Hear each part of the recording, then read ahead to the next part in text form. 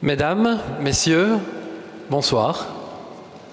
Je dois bien vous dire en tant qu'historien que ce n'est pas tous les jours que nous avons des conférences aussi remplies. Je suis assez étonné de voir le succès de la soirée. Je vous remercie donc d'être venus aussi nombreux et de manifester votre soutien à cette recherche. Mon nom est Bernard Wilquin, je suis historien aux archives de l'État à Liège. Alors, j'ai une confession à vous faire, on est dans la maison du Seigneur. Je suis un peu l'imposteur de la soirée, parce que je suis un historien contemporain. Je me retrouve avec un légiste et des médiévistes, non des moindres d'ailleurs. Et pourtant, moi, je m'occupe surtout du Premier Empire, de Napoléon. Alors, je vous vois évidemment déjà lever les sourcils, dire « Mais que fait ce jeune homme à prendre la parole devant cette assemblée ?» Bien tout simplement parce que l'événement qui est organisé aujourd'hui, c'est le fruit en fait d'une réflexion entre Julien Maquet, le directeur du Trésor, que je salue, et moi-même. Et mon but ici, pendant 5 minutes, c'est de vous expliquer un petit peu les origines de l'autopsie de Saint-Lambert avant de céder la parole à Monseigneur Delpsy. Alors, il faut savoir qu'il y a à peu près 1 an d'ici, j'ai ramené des squelettes de Waterloo. Ça peut paraître amusant, et on est très loin de Saint-Lambert ici, des squelettes de soldats qui avaient été tués à la bataille de Waterloo et qui devaient être analysés par un professionnel. En revenant à Liège, j'ai évidemment directement pensé à Philippe Boxeau, que évidemment tout le monde connaît ici. Philippe Boxeau qui était déjà une connaissance. Nous avions déjà échangé sur la décapitation et sur les guillotines par téléphone. Les sujets sont toujours assez amusants avec un médecin légiste. Et je lui ai proposé de travailler sur ces fameux soldats de Waterloo, ce qu'il a aimablement accepté. Et j'ai découvert chez Philippe Boxeau un homme non seulement cultivé, intelligent et intéressé, mais aussi un grand amateur d'histoire. Et chemin faisant, l'amitié s'est installée et lors d'une réunion avec Julien Maquet, précisément, nous avons eu cette idée un petit peu folle de peut-être se repencher sur Saint-Lambert, sur le reliquaire de Saint-Lambert. Alors, nous en avons parlé évidemment d'abord avec Philippe Boxeau, qui a immédiatement accepté avec beaucoup d'enthousiasme, et à 3, nous avons décidé d'aller demander l'autorisation à l'évêque de Liège, bien sûr, qui est l'autorité en la matière. Je ne cacherai pas que j'avais une certaine anxiété quand je suis rentré à l'évêché, parce que la démarche est un petit peu curieuse aussi. Il faut bien savoir que notre démarche ici était purement scientifique. Nous ne voulions pas faire preuve de macabre, de curiosité morbide, mais plutôt d'essayer d'aller chercher une nouvelle source d'information. Mais néanmoins, j'aurais tout à fait compris et accepté que nous essayions un refus. Mais pas du tout. J'ai trouvé en la personne de Monseigneur quelqu'un de cultivé, encore une fois, et de très intéressé par la démarche. Il a d'ailleurs dit oui immédiatement. Ce qui fait que quelques semaines plus tard, vous l'avez peut-être vu aux nouvelles, nous sommes retrouvés ici devant la châsse de Saint-Lambert, et pendant 2 heures, nous avons essayé de comprendre comment l'ouvrir avant finalement d'y parvenir. Et ensuite, nous avons vu ce magnifique coffret médiéval rouge dans lequel les restes de Saint-Lambert se trouvent. Je ne vais pas m'éterniser ici, j'aimerais tout de même remercier quelques personnes avant de poursuivre la soirée. Remercier d'abord, je l'ai dit, Julien Maquet, sans qui rien n'aurait été possible, et de façon plus globale son équipe et le Trésor. Remercier aussi évidemment l'évêque de Liège, le successeur de Saint-Lambert, bien sûr, pour nous avoir encouragés. Remercier aussi le doyen de la cathédrale qui nous a prêté ce magnifique édifice. Je tiens aussi à remercier Philippe Boxeau, bien sûr, d'avoir encore accepté de s'être prêté au jeu. Et enfin, last but not least, le dernier intervenant de la journée, mon frère, professeur d'histoire médiévale. Nous avons des sujets très éloignés, donc c'est en 20 ans la première fois que nous avons l'occasion de travailler ensemble. Je vous souhaite à tous une excellente conférence.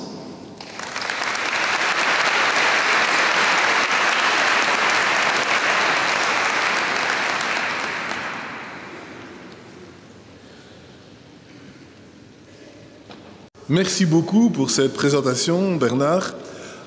Bonsoir à toutes et à tous. Je vais donc dans un premier temps de cette soirée, retracer l'essentiel de la vie de Saint Lambert.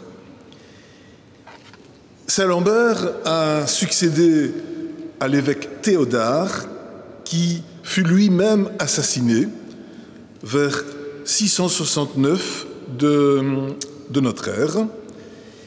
Et après l'assassinat de Théodard, ce Landibert, en français moderne Lambert, a été choisi comme évêque de Maastricht, avec le titre souvent de évêque d'Étongres, résidente à Maastricht. Nous possédons à son sujet une vita, c'est-à-dire une biographie, qui a été rédigée vers l'année 725, autrement dit 20 ans après sa mort, par quelqu'un qui a rencontré des témoins directs de la vie de Lambert et donc par quelqu'un de fiable sous pas mal d'aspects et, je dirais, d'original, quelqu'un de très intéressant. Et dans cette vita, il nous donne des renseignements que je vais fondamentalement vous expliquer ce soir. Je ferai abstraction des vitas ultérieures qui ne font que rajouter des éléments, appelons-les légendaires, à la vie de Saint Lambert. Le début de cette vita nous dit ceci: le glorieux homme Landibert, pontife en la ville de Maastricht, en était originaire et fut élevé par des parents fortunés, selon la dignité du monde, respecté parmi leurs gardes et depuis longtemps chrétien. Cette phrase nous dit beaucoup. Lambert est donc né dans une famille chrétienne depuis longtemps, par opposition au fait qu'à l'époque, nous sommes au 7e siècle, il y a encore beaucoup de familles qui ne sont pas chrétiennes.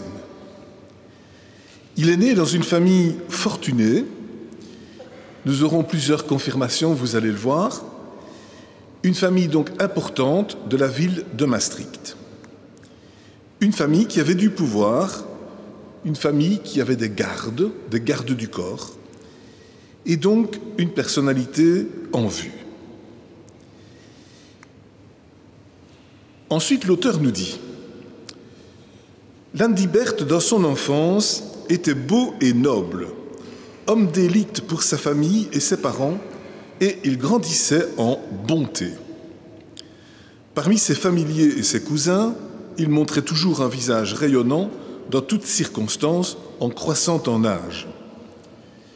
L'esprit de sagesse et la grâce de l'humilité resplendissaient en lui. Bien sûr, cette description a quelque chose de convenu. Néanmoins, nous nous rendons compte que les centres d'intérêt de notre auteur à propos de Lambert étaient de montrer sa bonne éducation, sa belle apparence physique et son milieu familial dans lequel il avait un véritable impact. En effet, à l'époque, les futurs évêques sont souvent formés à la cour du roi mérovingien ou à la cour et à la curie de leurs prédécesseurs. Et c'est le cas de Saint Lambert. On apprend qu'il est éduqué à la curie de Théodard, son prédécesseur, mais aussi du roi. Il avait donc des qualités aristocratiques et religieuses. Il appartient par conséquent à cette culture chrétienne, on va dire nouvelle, dans laquelle la noblesse franque retrouvait un prestige qu'elle avait perdu en se convertissant au christianisme et en perdant les légendes de ses origines divines. Et ainsi donc se crée un esprit où se mélange la fortune terrestre et la sagesse spirituelle. Ce jeune homme est élu évêque grâce à l'appui du roi Childéric II entre 669 et 675. Et il devient d'ailleurs son conseiller. Autrement dit, un évêque de Maastricht est aussi un conseiller du roi mérovingien. Comme les temps sont extrêmement instables, rappelez-vous l'histoire des Mérovingiens, ce Childéric II est assassiné. Et son successeur, Dagobert II, aidé par le maire du palais, Wulfoald, vont écarter Lambert de son siège épiscopal de Maastricht. Il y a donc des raisons d'opposition de clan qui entraînent cet exil. Il est placé dans l'abbaye de Stavelot de 675 à 682 et un certain Pharamond prend sa place sur le siège épiscopal durant ce moment. Stavelot était une abbaye qui était protégée par le maire du palais Wulfoald. On peut donc dire que Lambert était en résidence surveillée. De cet épisode de sa vie à Stavelot, le chroniqueur de la Vita raconte une anecdote particulièrement étonnante et originale. Je la résume sans reprendre tout le texte qui est un peu long. Un soir, Lambert s'était couché dans le dortoir de l'abbaye et il a décidé de se lever au milieu de la nuit pour aller à l'extérieur. Il prit ses sandales en main, mais, catastrophe, il les lâche, les fait tomber à terre et réveille les autres moines. L'abbé, très fâché, hurle dans le dortoir que celui qui a réveillé tout le monde aille pour pénitence prier devant la statue du jardin toute la nuit durant. Lambert obéit au père abbé et va prier dans le jardin alors qu'il faisait extrêmement froid, c'était l'hiver. La neige tombe sur lui, il résiste héroïquement et il se tient là jusqu'à l'aube. Par chance, nous dit la chronique, ce jour-là, le coq chanta un peu plus tôt que d'habitude. Les moines se levèrent et allèrent à la prière. En rentrant par ordre dans le monastère, l'abbé demande « Mais est-ce qu'il ne manque personne ?» Un moine dit « Mais père, vous avez cette nuit demandé à quelqu'un d'aller prier à l'extérieur. » « Oh oui, c'est vrai, dit le père abbé, allons voir. » Et l'on trouve Lambert prostré devant la croix dans le jardin de l'abbaye, tout couvert de neige. L'abbé se confond en excuses, les moines préparent un bain chaud pour que Lambert puisse récupérer et on loue l'humilité et, je dirais, la piété de cet évêque qui n'a pas rouspété face aux ordres d'un père abbé. Cet épisode a été raconté par un témoin visuel. Il nous donne immédiatement une vision de ce que pouvait être la vie dans l'abbaye de Stavelot au 7e siècle, mais il nous dit aussi quelque chose de la spiritualité de Saint Lambert, qui prenait cette vie monastique forcée tout à fait au sérieux et qui était donc assidu à la prière et prêt à obéir au père abbé. C'est donc un élément, je dirais, très important par rapport à son amplitude spirituelle et culturelle. Après cet épisode, en 682, il peut enfin rentrer à Liège, plus exactement à Maastricht, mais il réside régulièrement dans sa villa de Liège. Il faut savoir que les évêques de Maastricht cheminent constamment le long de la Meuse et parfois s'installent pour quelques mois à Liège, à Huy, à Namur, à Dinan ou encore plus loin. Ainsi donc, il reprend son activité. Depuis lors, ceux qu'il avait condamnés à l'exil étaient donc décédés et un nouveau maire du palais avait pris la place de Wulfoald. Il s'agit de Pépin II. Pépin II, qui est connu, mais qui était déjà maire du palais depuis 2 ans quand Lambert rentre à son siège épiscopal. Ceci montre que si Pépin II a contribué à le faire revenir, il n'a en tout cas pas pu le faire immédiatement parce qu'il devait être freiné par d'autres influences. Une fois rentré dans son siège épiscopal, il a une action d'évangélisateur. La Vita nous dit « il brillait par la lumière de l'Évangile, il augmentait la foi des chrétiens ». Une fois, il est entré en Toxandrie, c'est la Campine actuelle. Il y détruisit de nombreux temples et des fétiches. Ainsi, nous voyons donc l'activité, on pourrait dire, évangélisatrice de Saint-Lambert, qui suit d'ailleurs la poussée de conquête vers le nord que Pépin II fait, en particulier dans le pays des Frisons, le nord des Pays-Bas actuels. Ceci étant dit, on n'a pas beaucoup d'autres renseignements sur la vie de Saint-Lambert.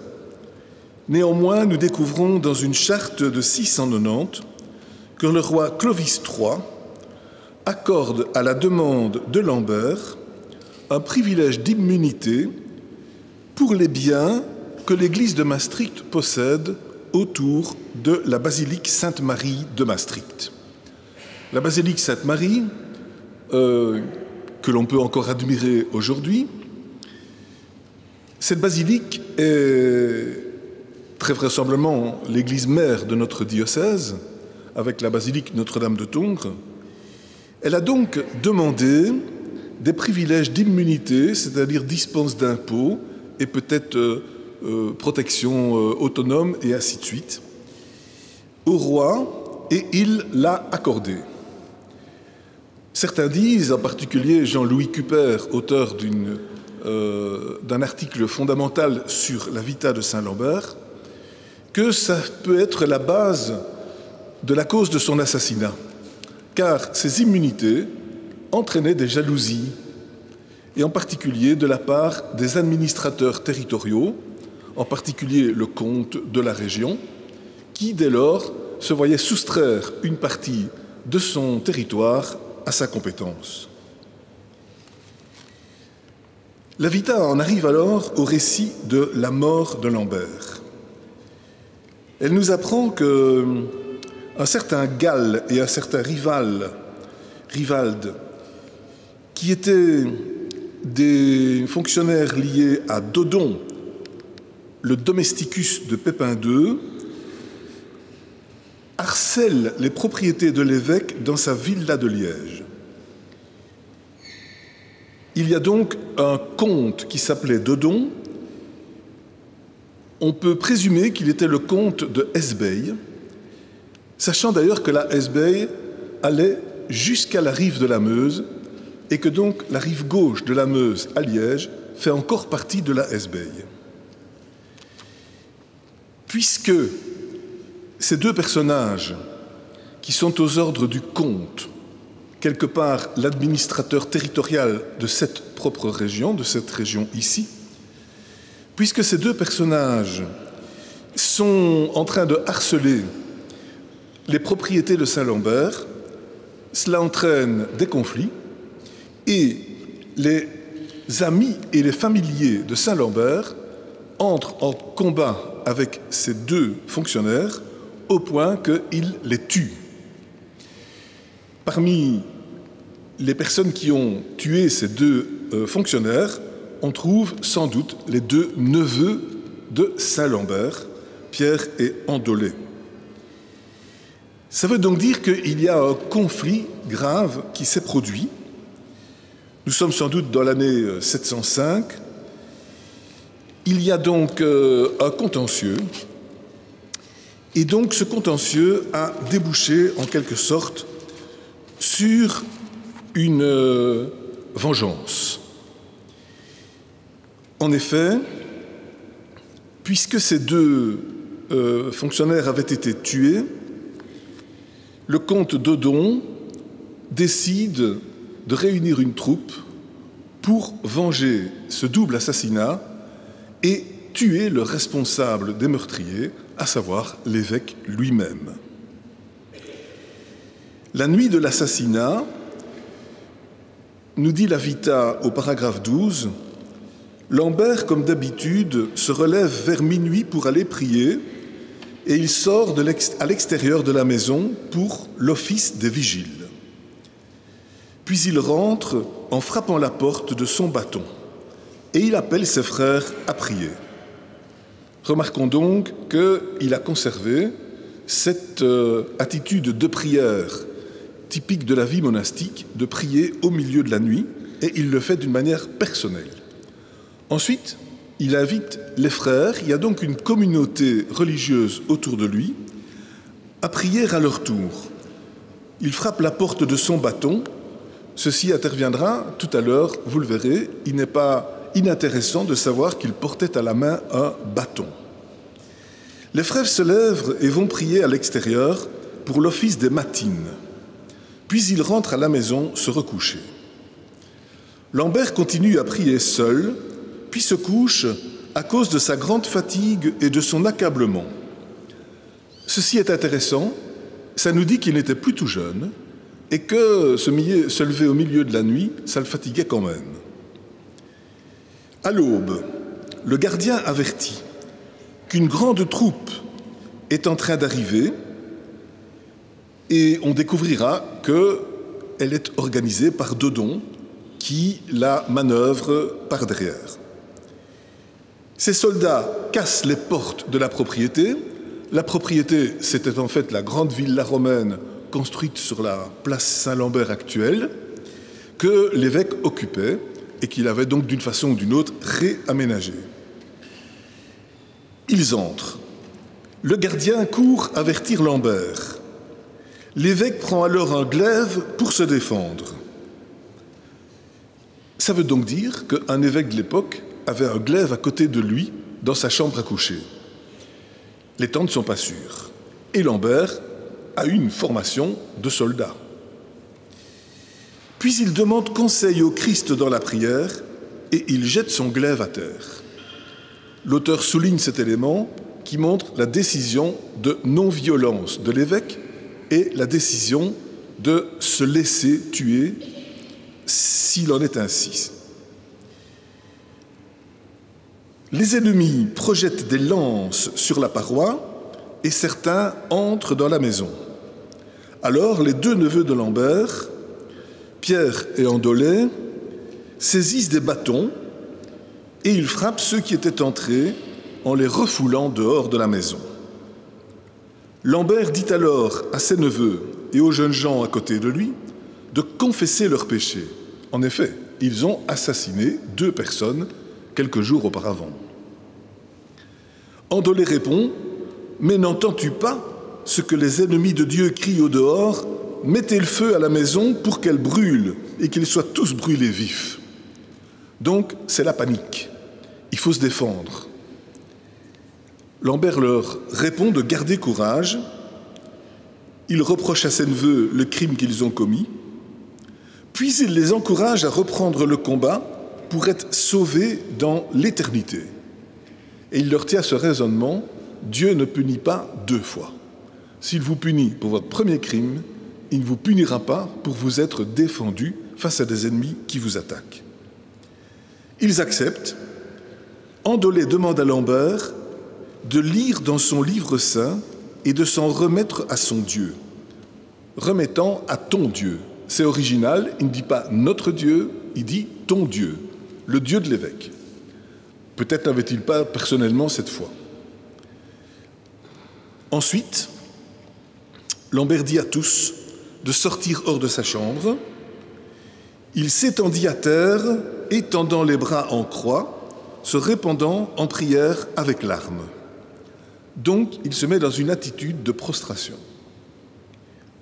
À ce moment, les soldats entrent dans la maison et passent au fil de l'épée tous ceux qui s'y trouvaient. L'un d'entre eux, se portant sur le toit de la chambre, là où priait le Saint de Dieu, d'un coup de lance le frappa avec le javelot. Donc, cette phrase est importante et quelque part célèbre. Lambert a été tué par un coup de javelot tiré depuis le toit perforé ou d'une manière ou d'une autre par quelqu'un qui est passé par le toit. In ictum teli, par un coup de lance, yaculavit eum, il le frappa du javelot. Lui, ayant accompli sa course, rendit l'esprit. les anges emportent avec éclat son âme au paradis, nous dit la Vita. Quant au corps, quelques-uns de ses familiers qui étaient restés dehors et avaient échappé, le mirent sur un petit navire couvert d'une ville protection et le ramenèrent par voie d'eau à sa ville. Donc ça, c'est très intéressant. Immédiatement après l'assassinat, quand les assassins se sont taillés, on fait attention au corps de Lambert et on le met sur une petite barque pour descendre le cours de la Meuse jusque Maastricht. Cet événement est donc impressionnant. J'ajoute une petite parenthèse. Godefroy Kurt a souligné un texte très intéressant qu'on trouve dans les Annales de Saint-Denis à Paris. Dans ces annales, on trouve qu'un moine, qui était moine à Saint-Denis à Paris vers les années 710, a été dans le groupe des assassins de Saint-Lambert et s'est converti. Il a fait un pèlerinage à Rome de repentance.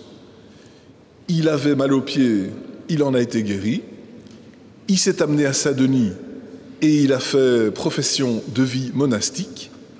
Il est resté moine là-bas pendant de nombreuses années. Il s'appelait Godobald et il est même devenu abbé de Saint-Denis pendant une période notable. Et il écrit dans les témoignages de sa guérison au moment où il arrive à Saint-Denis que le groupe des insurgés était dirigé par le comte Dodon et que lui-même, ce moine, habitait alors à Avroy, donc boulevard d'Avroy actuel, situé à l'époque dans le comté de Hesbaye. Et donc ça veut dire que les assassins de Lambert ont été recrutés à quelques pas d'ici et que quand Dodon a fait intervenir cette troupe, il était quelque part en territoire bien connu avec des gens des environs immédiats. Ce témoignage nous montre d'ailleurs la véracité de l'assassinat de Saint-Lambert par une source totalement indépendante. Quand le corps arriva à Maastricht, on le conduisit à la basilique Saint-Pierre. Alors je fais une deuxième interruption. J'ai appris par la toute récente publication de la vie de Saint-Lambert faite par M. Régis de la Haye de Maastricht et donnant une traduction en français de cette vita ainsi que de la vita de Saint-Hubert, j'ai appris que cette église Saint-Pierre de Maastricht n'est autre que la basilique Saint-Servais actuelle, qui est donc l'église cimitérale de Maastricht, là où se trouve probablement enterré Saint-Servais et à coup sûr Saint-Monulphe, mais qu'à l'époque, elle s'appelait en fait Saint-Pierre.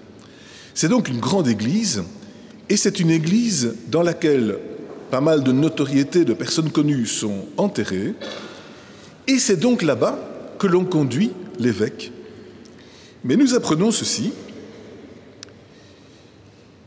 ils n'osèrent pas préparer une tombe honorable pour Lambert. Avec une grande crainte, on abandonna le saint dans la tombe de son père avec le cadavre de celui-ci. Ça nous dit deux choses. Première chose, le père de Lambert est enterré dans la grande église cimitérale de Maastricht. Preuve que c'est une famille très noble et donc que l'on envie. D'autre part, nous découvrons que la peur règne parce que Dodon a causé cet assassinat de l'évêque du lieu et quelque part, le chef de l'État, Pépin de Herstal, maire du palais, n'ose pas intervenir. Il y a donc, si vous voulez, un conflit de pouvoir qui s'est quelque part manifesté. Sur ce à Liège, des guérisons s'opèrent dans la chambre où Lambert avait été tué. Alors les gens construisent une église à cet endroit avec le soutien du nouvel évêque Hubert.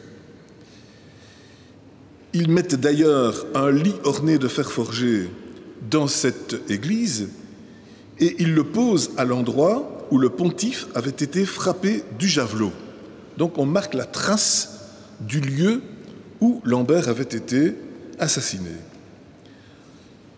On apprend incidemment que en 714, Grimoald, le fils de Pépin II, prie dans cette église et, par malheur pour lui, y est assassiné.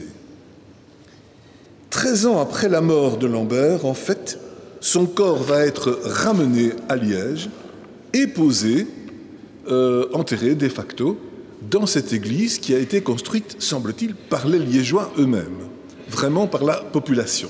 Ça nous dit donc quelque chose de la capacité d'attractivité que la population avait pour faire revenir le corps de Lambert de Maastricht à Liège. Cette translation, qui a lieu donc en 718 au plus tard, est un élément fondamental. Et grâce à cet élément fondamental, le petit village de Liège va devenir un lieu de pèlerinage. De nombreuses guérisons s'accomplissent à l'endroit où Lambert a été tué, la population augmente et l'évêque suivant, Hubert, réside souvent à Liège, au point d'y construire une nouvelle église, l'église Saint-Pierre, dans laquelle il se fera enterrer. Ainsi donc, Liège passe de lieu de recul, de retraite pour un évêque, à un lieu d'attraction, de pèlerinage, qui sera très développé au 8e siècle, avec les Carolingiens, successeurs de Pépin II, et même avec Charlemagne, qui viendra dans cette église suivre des offices de Pâques ou de Noël. La dernière phrase de la Vita terminera mon intervention. L'auteur nous dit « Qui peut apprécier la valeur de ce qui se passera à l'avenir là-bas ? Combien de grandes choses vont se passer ? Parce que les signes et les miracles sur la tombe de l'évêque et martyr n'ont pas arrêté de se produire jusqu'à ce jour. Le miracle, c'est que vous êtes tous là, et c'est à cause de Lambert. »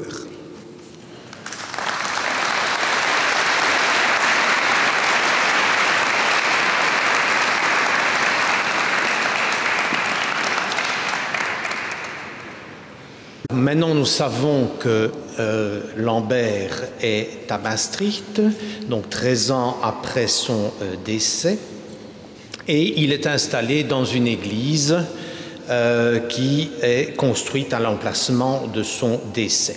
Alors l'intérêt de cet emplacement, qui correspondait à la crypte occidentale de l'ancienne cathédrale Notre-Dame et Saint-Lambert, c'est qu'il est toujours resté au même endroit. Donc les reliques, la châsse a toujours été exposée dans cette crypte occidentale jusqu'au début du XIVe siècle. Et on le sait parce que les édifices successifs ont été toujours allongés vers l'est pour préserver cette zone située à l'occident des édifices successifs qui ont été dédiés à Saint-Lambert. Alors, malgré la lacune de la documentation, on peut estimer que les reliques n'ont pas été profanées. On peut penser raisonnablement qu'elles ont échappé au sac, à l'incendie de Liège par les Normands en 881. En 1071, on sait que la châsse est présente dans la crypte occidentale qui a fait l'objet de plusieurs réaménagements au cours du temps pour permettre justement aux pèlerins de passer devant ces reliques. Alors en 1041, les reliques seront portées à Bouillon pour soutenir le siège du château qui a été pris par le comte de Lepare. Et à cette occasion, en 1143, l'évêque Albéron II de Lay fait réaliser une châsse que nous avons toujours, une âme en bois, qui est ornée qui était à l'origine ornée d'orfèvrerie. Et c'est à ce moment que les deux suaires, dont le premier suaire, qui a certainement été réalisé au début du 8e siècle pour orner la châsse, est intégré dans la châsse pour emballer les reliques. Et c'est un élément essentiel puisque cet emballage des reliques à partir du XIIe siècle va permettre de constater que finalement les reliques n'ont pas été perturbées au cours du temps. où il y a un deuxième suaire qui avait été réalisé au XIe siècle et qui va emballer le premier. À ce moment-là également, deux authentiques en métal sont réalisés, l'une en plomb, l'une en laiton, et à la fois les tissus et à la fois les authentiques, nous en disposons encore. Alors en 1185, la cathédrale est ravagée par un incendie, mais les textes disent clairement que les reliques ont pu être préservées. De la même manière qu'en 1212, les Brabançons mettent la ville à sac. Si le trésor est touché, ce n'est pas le cas des reliques, puisqu'elles sont utilisées durant une procédure, une cérémonie liturgique spécifique qu'on appelle l'humiliation des reliques. C'était évoqué, suscité finalement la réaction des saints patrons face à l'agression qui avait été organisée par les troupes bourguignonnes. Alors en 1319, la chasse va quitter la crypte occidentale que l'on peut toujours voir à l'Archéoforum de Liège. D'ailleurs, dans le cadre d'un programme Interreg, il y a une reconstitution virtuelle de l'assassinat qui a été réalisée. Et donc, quand on va à l'Archéoforum de Liège, on peut découvrir à quoi pouvait correspondre cet assassinat à cet endroit-là. Donc en 1319, la chasse est désormais placée au-dessus du maître du jubé de chœur qui vient d'être consacré, et en 1365, le reliquaire est même entouré d'une armoire. Cette position en hauteur et cette protection doit avoir joué effectivement aussi un élément dans la protection des reliques. De la même manière, le sac de Charles le Téméraire en 1468, qui a été terrible, les reliques ne sont pas profanées. Le duc lui-même aurait porté la main à l'épée pour pouvoir défendre les reliques de Saint-Lambert vis-à-vis duquel il avait une grande dévotion. Alors, ceci ne veut pas dire qu'on n'ouvrait pas les chasses. On l'a fait à plusieurs reprises et de manière très régulière.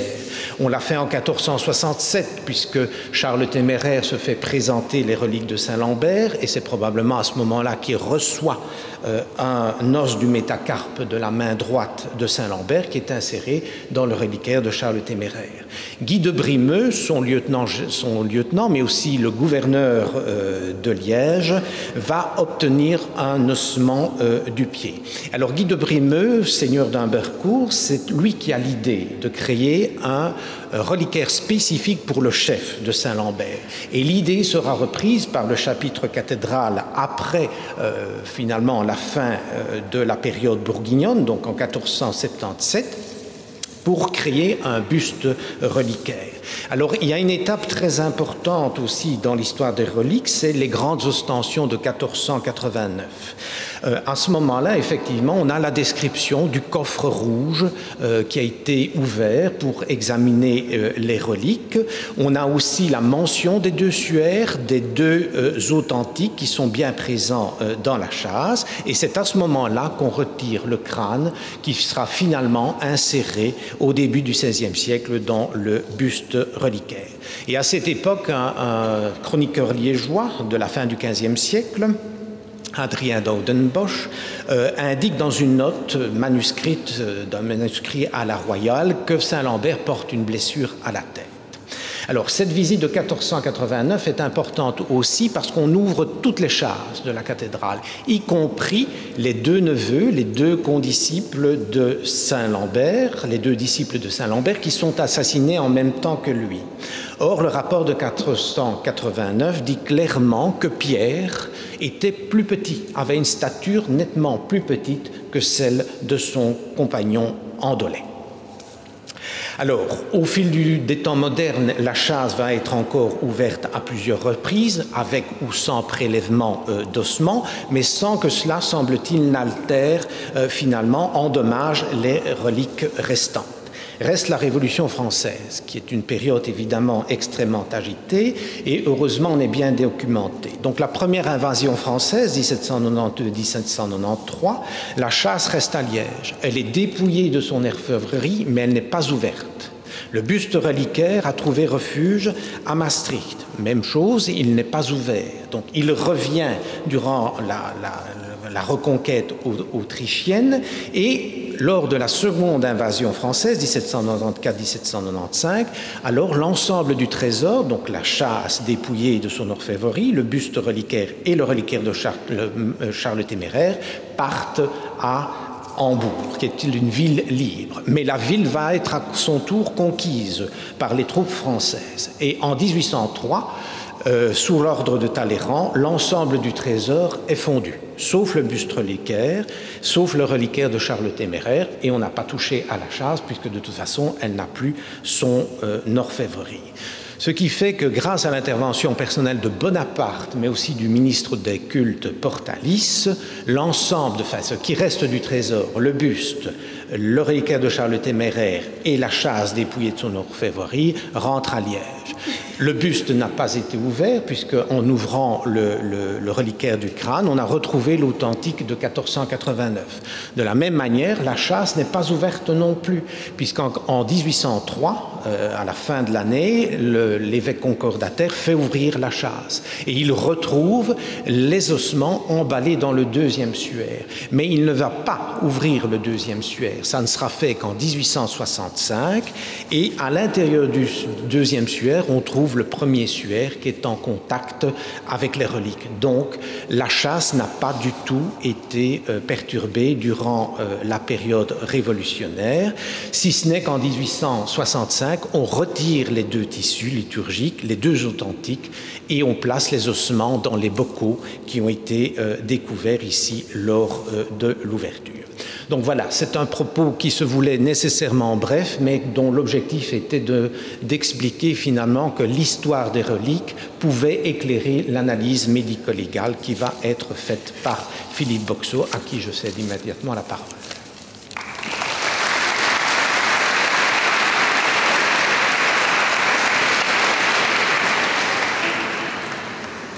Bonsoir à vous, vous êtes nombreux. Il y en a jusqu'au fond. Avant de commencer, je voudrais remercier mon ami Bernard Wilquin, d'une part, Julien Maquet, d'avoir pensé à faire ça. Parce que réfléchissez, c'est complètement inouï.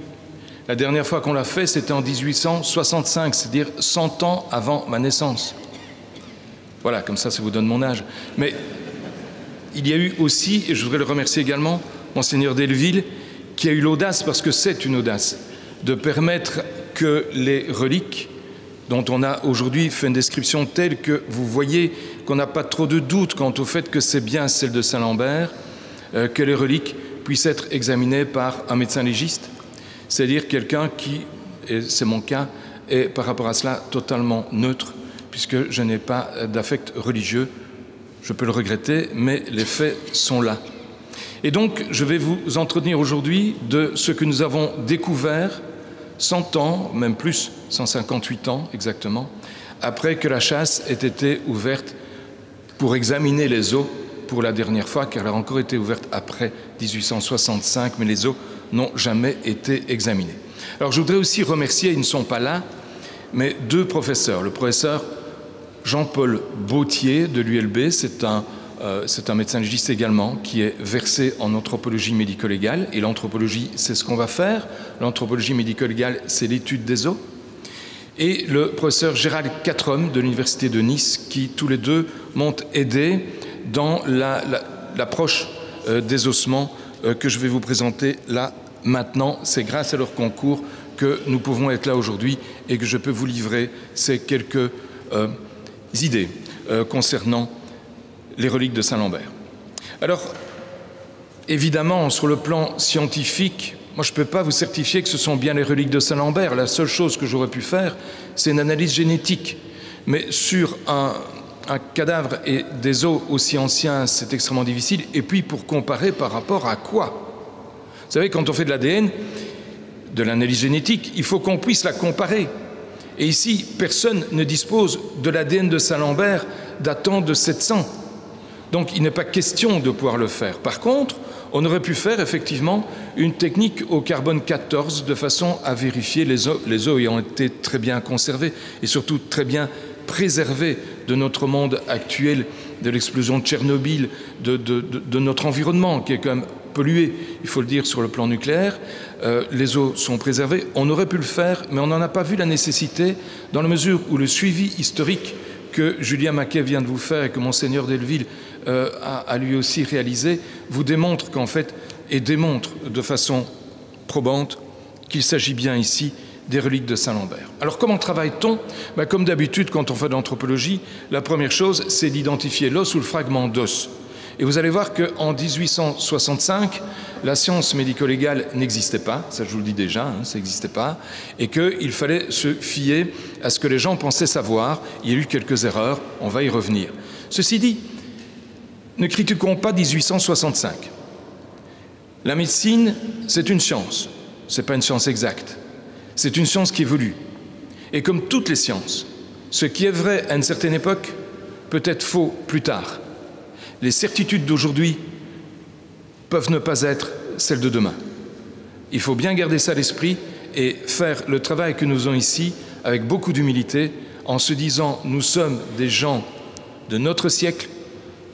Nous ne verrons pas, malheureusement, ce que feront les gens des siècles prochains, mais peut-être auront-ils d'autres techniques qui permettront d'aller plus loin. Vous savez, quand on a découvert que l'ADN permettait d'identifier les gens, on n'en est pas revenu. C'était en 1987, 1989.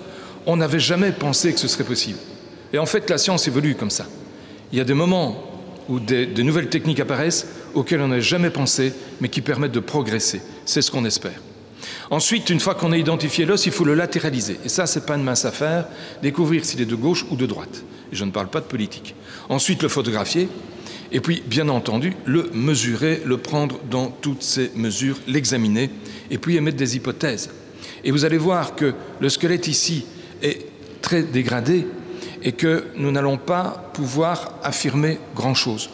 À part que c'est un squelette humain, ça c'est une certitude, nous ne sommes pas trompés. Mais à Monseigneur, à qui on disait, lorsque nous avons ouvert les reliques et que la télévision était là, et si on découvre que c'est une femme, en rigolant, il a dit, et j'ai beaucoup aimé, eh bien nous prierons Sainte Lambertine, mais rassurez-vous, nous n'en sommes pas là. Alors voici les os que l'on a pu identifier. Nous sommes ici hors du crâne, et je vous donne dans la colonne de gauche le nom de l'os et dans la colonne de droite le numéro. Le numéro, c'est la référence. Donc les os étaient emballés à l'intérieur de tissus en soie rouge, très joli. Il y avait dessus une étiquette avec une écriture assez typique, m'a-t-on dit, du 19e siècle, je ne suis pas compétent, mais 1865, c'est à l'époque qu'ils ont été identifiés. Et donc le numéro que vous avez là, c'est le numéro de l'os dans lequel se trouvait l'os dont le nom est à côté. Alors, la science a évolué, je vous l'ai dit, on ne dit plus cubitus, on dit ulna, on ne dit plus, il est où lui? Un peu plus bas, papa, le péroné, on dit fibula. Mais déjà pour moi c'est difficile à retenir, alors j'imagine que pour vous ça ne doit pas être simple. Donc j'ai préféré garder les noms tels que tout le monde les a toujours entendus, plutôt que de migrer dans la modernité. Vous m'en excuserez. Il y a 24 os. Je vous signale tout de suite que le corps humain en fait 206. Donc on a un peu plus de 10% des os, et ils ne sont pas intacts comme vous allez pouvoir le voir. Le premier que je vous cite vient d'un membre supérieur, c'est un cubitus. Nous avons ensuite une vertèbre, la vertèbre c'est médian. Nous avons ensuite deux os qui viennent des os iliaques, un pubis et un ischion. Ça vous semble un peu complexe, ne vous inquiétez pas, on va les voir et je vais vous montrer exactement où ça se trouve. Et puis nous avons une vingtaine d'os qui viennent des membres inférieurs. Donc on a en fait surtout des os qui viennent des membres inférieurs. On a une partie du crâne, on va y revenir, mais juste de la voûte crânienne. On n'a pas la face, on n'a pas la mâchoire. De la colonne vertébrale, on n'a rien du tout, sauf un fragment de vertèbre qui est peut-être lombaire. Des membres supérieurs, on n'a strictement rien.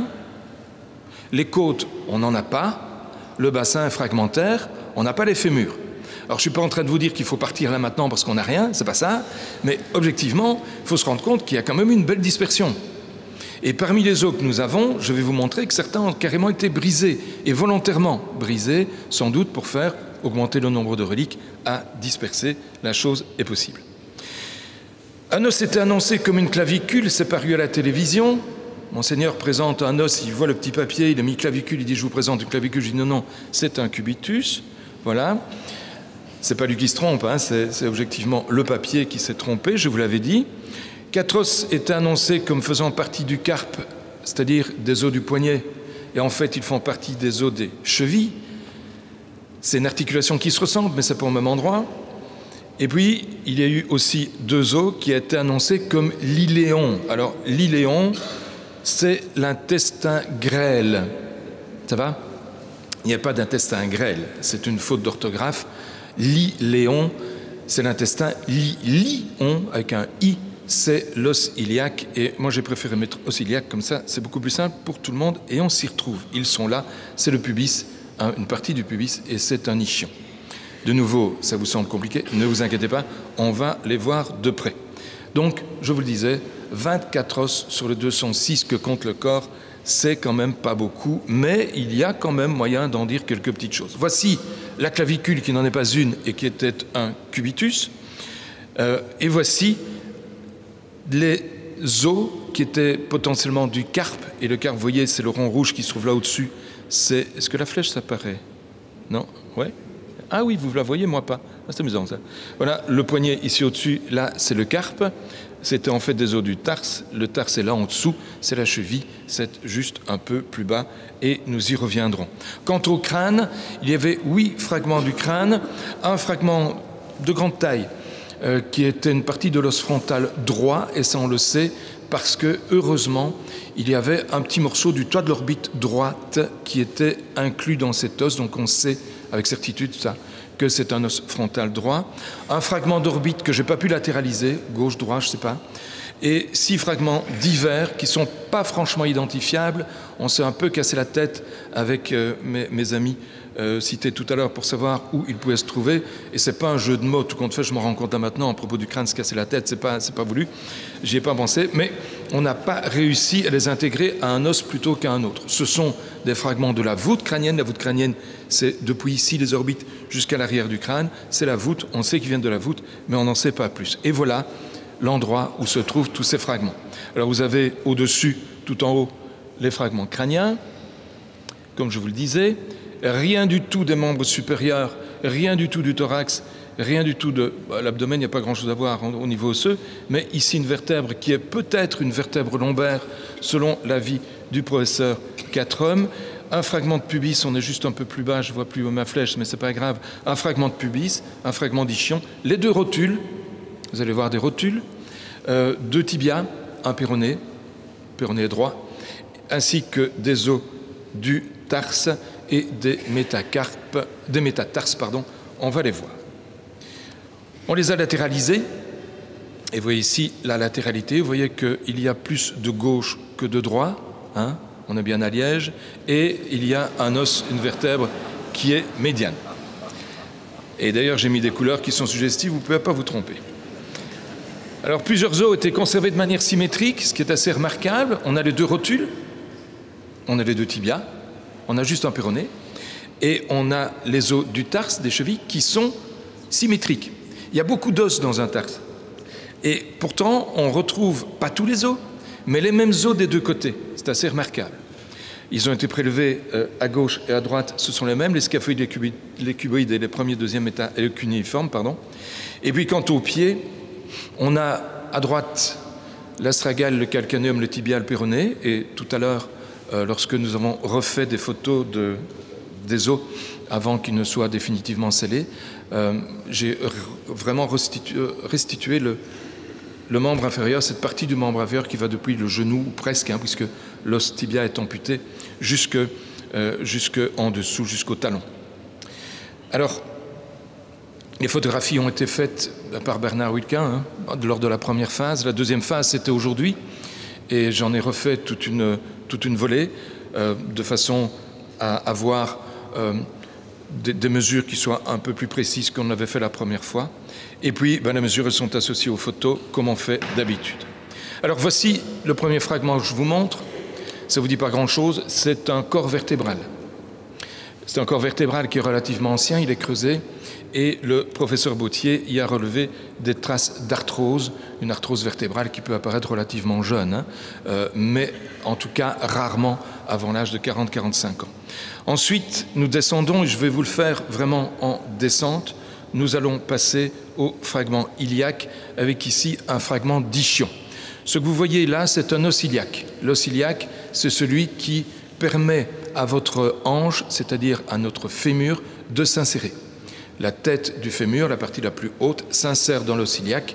Derrière, vous avez 2 iliaques de chaque côté, et entre les deux, vous avez le sacrum.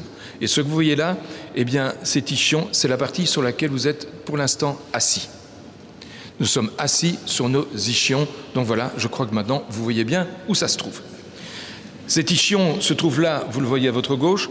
Il n'est pas très intéressant, on ne peut pas en dire grand-chose, sinon qu'il est relativement massif, et puis, et qui fait penser plutôt au masculin, il y a un fragment de pubis qui, lui, est de droite. Ce fragment de pubis contient une symphyse pubienne. Alors, c'est quoi une symphyse pubienne? Regardez d'abord le fragment, le voilà, et voici la symphyse. À l'avant de votre corps, les 2 os du bassin se rejoignent. Ils se rejoignent en ce qu'on appelle une symphyse pubienne. C'est le pubis, en fait. C'est l'os que vous sentez directement au-dessus des organes génitaux. C'est le pubis. Et là, les 2 os s'unissent l'un à l'autre dans ce qu'on appelle une symphyse, qui permet cette association. Il y a du cartilage qui est relativement résistant. Il est même très résistant, parce que quand je dois le couper en salle d'autopsie, j'aime autant vous dire que j'y use des scalpels.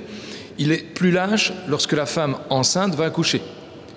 Le cartilage se dilate, il permet une certaine imprégnation par de l'eau qui lui permet de se distendre et donc de ne pas se rompre lors du passage du bébé par la filière pelvienne.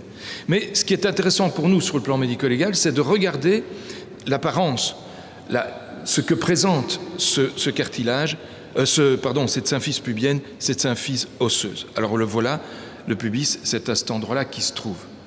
Plusieurs auteurs se sont penchés sur la symphyse pubienne. Et on a découvert, et les premiers qui ont découvert ça, c'était Madame Suchi et M. Brooks. Ce sont des Californiens, et Madame Suchi a été ma prof d'anthropologie médico-légale à l'université de Montpellier à l'époque. Et c'est elle qui a contribué à la réalisation de ce schéma ici, qui est un dessin et auquel vous ne comprenez certainement pas grand-chose, mais je vais vous l'expliquer. On part de la gauche, on va vers la droite. Ce sont 6 stades différents. 6 stades qui correspondent à des âges différents. Le premier stade, le premier âge, vous voyez, il est caractérisé par des monts, des vallées, c'est comme ça qu'on dit, par des crêtes, il n'est pas délimité. C'est un stade, c'est le tout premier, c'est 18, 20, 22 ans. C'est très jeune. Et puis, au fur et à mesure que l'on vieillit, eh bien, on passe par les différents stades que vous voyez là, jusqu'à arriver au dernier stade, à partir duquel, eh bien, il n'y aura plus de transformation à peu près jusqu'à la mort. C'est la mort pourvu qu'elle puisse survenir le plus tardivement possible. Alors, au stade 5, Mme Suchi a établi que la moyenne était de 45 ans,6, plus ou moins 10 ans. Ça veut dire qu'on est entre 35 et 55 ans. Et que pour le stade 6, c'est 61 ans,2, plus ou moins 12 ans,2, soit entre 49, je simplifie, soit entre 49 et 73 ans. Vous vous rendez bien compte que cette technique n'est pas d'une grande précision, hein, et qu'en plus, sur l'os que nous avons vu et que je vais vous repasser si j'arrive à revenir en arrière, le moins qu'on puisse dire, c'est qu'il est un peu cassé. De bordure, on n'en a plus guère, et on voit qu'à l'intérieur, il y a eu aussi une destruction de la matière osseuse. Alors j'ai demandé à mes amis qui sont plus compétents que moi d'évaluer cet os. Ils me le situent vers le 5e ou le 6e stade de cette classification de Suchi-Brooks, sans grande certitude. C'est une hypothèse. Et ici, malheureusement, nous n'aurons qu'une hypothèse. C'est très difficile, hein. Travailler sur des os qui sont tout frais, ça va. Et je vous avoue que je préfère avoir un cadavre qui est à l'état osseux qu'un cadavre sur lequel il reste encore différentes choses, différentes matières qui ne me servent strictement à rien et que je dois éliminer pour pouvoir travailler. Je préfère franchement avoir des os. Et sur un cadavre frais, un squelette frais, c'est facile. Je vous avoue que ce n'est pas difficile. Mais quand on a affaire à un cadavre aussi amoché que celui-ci, après 1300 ans, c'est normal, hein. C'est une évolution, c'est même déjà presque entre guillemets miraculeux qu'on ait encore quelque chose qu'on puisse un peu exploiter, quoi. franchement. Voilà. Donc, prudence. On a des rotules, les voilà les rotules, ce sont les os que vous avez juste en face des genoux. On a des tibias, les voici, le tibia gauche d'abord, et puis voici le tibia droit, et vous remarquez qu'ils n'ont pas exactement la même longueur. Le tibia droit est plus grand que le tibia gauche. Vous remarquerez aussi que pour l'un comme pour l'autre, il manque des boquets, comme on dit chez nous. Il manque les têtes, c'est-à-dire les parties supérieures. Elles ne sont plus là. Et quand vous regardez les destructions, c'est-à-dire la partie manquante, vous remarquez que les bords sont complètement blancs.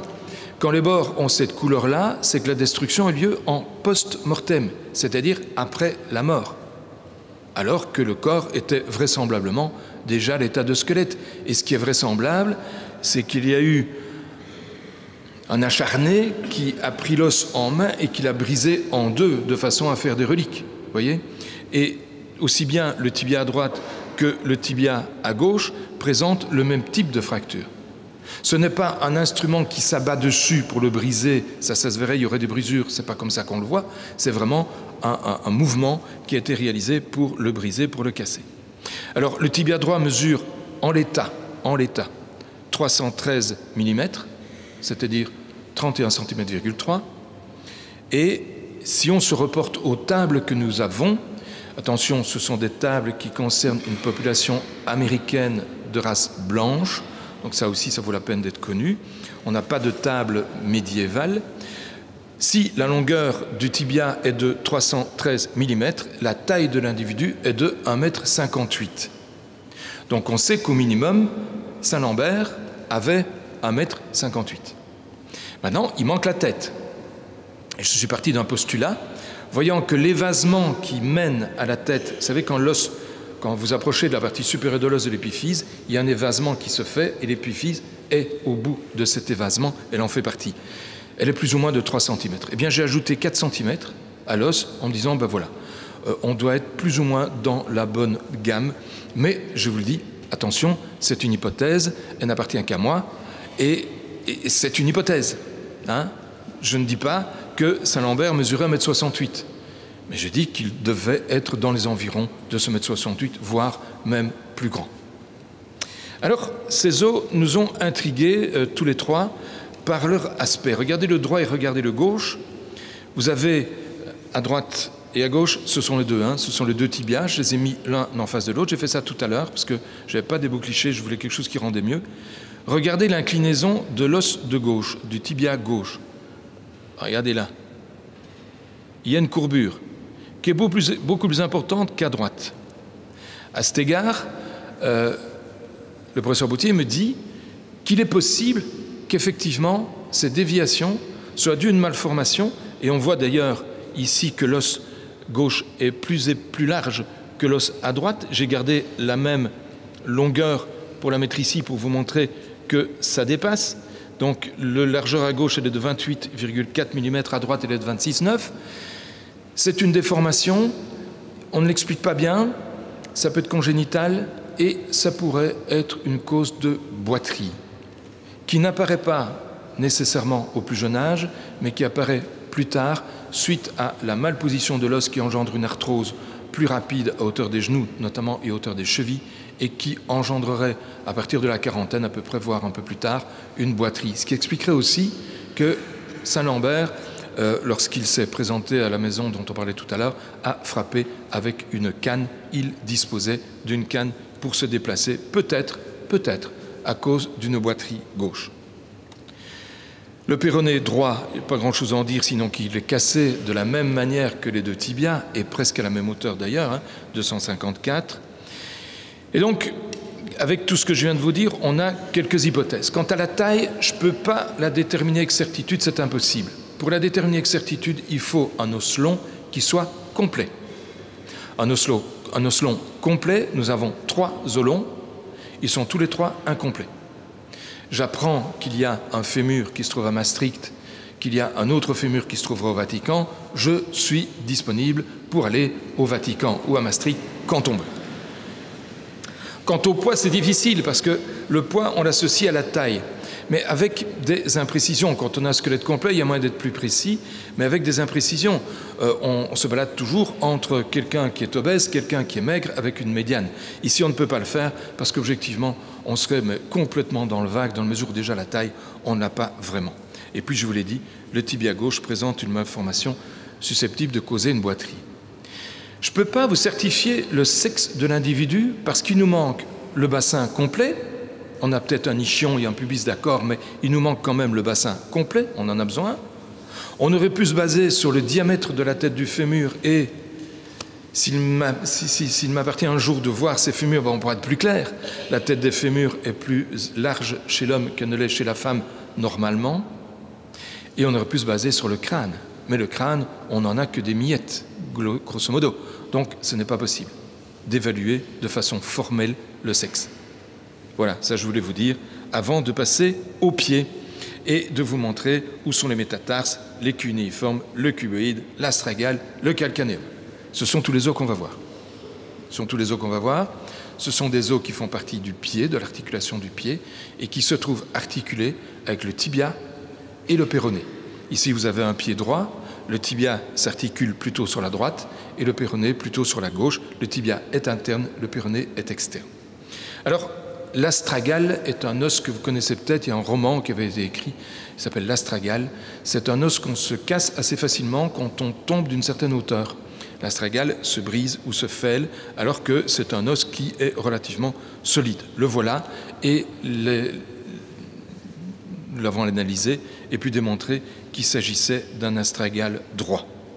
Nous avons aussi un calcanéum, et ici vous voyez les doigts de mon ami Bernard Wilquin. Et vous voyez que nous étions gantés pour manipuler ces os. Le calcanéum est droit. On ne peut pas, sur base de la taille du calcanéum, sur base de la taille de l'astragale, arriver à déterminer la taille. Pour déterminer la taille, il faut impérativement des os longs, sinon on nage dans un brouillard.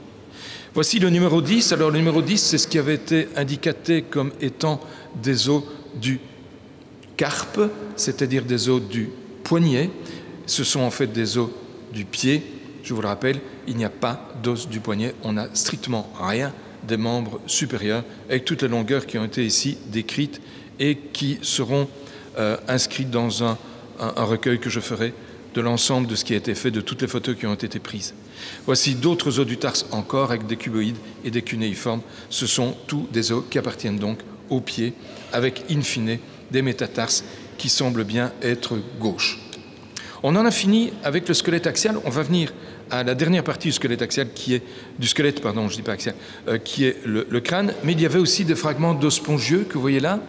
Ça, je ne sais pas très bien d'où ils viennent et c'est impossible à déterminer tant qu'il n'y a pas de cortical, c'est-à-dire tant qu'il n'y a pas d'os dur qui est en surface. Quand vous regardez un os et que vous prenez les parties extrêmes de l'os, un os long par exemple, du tibia par exemple, eh bien de l'os spongieux, il se trouve dans les têtes.